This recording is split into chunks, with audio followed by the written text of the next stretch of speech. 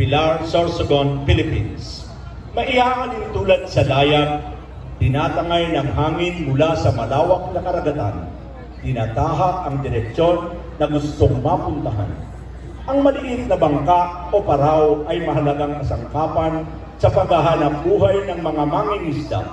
Sinusundan ang agos patungo sa yamang dagat na mapagkukunan ng idudugtong sa buhay upang danasin ang kaginhawahan at kapayapaan.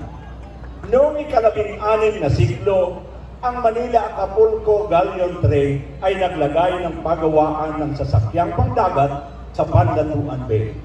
Ang pagawaan ng Parau ay nagpatuloy kahit natapos na ang Galleon Trade. Ang Parau Festival ay ang nagsisilbing alaala sa angking talino ng mga Pilareño. Mga kaibigan, malugod na itinatanghal sa inyo ng Bayan ng Pilar, ang Parau Festival!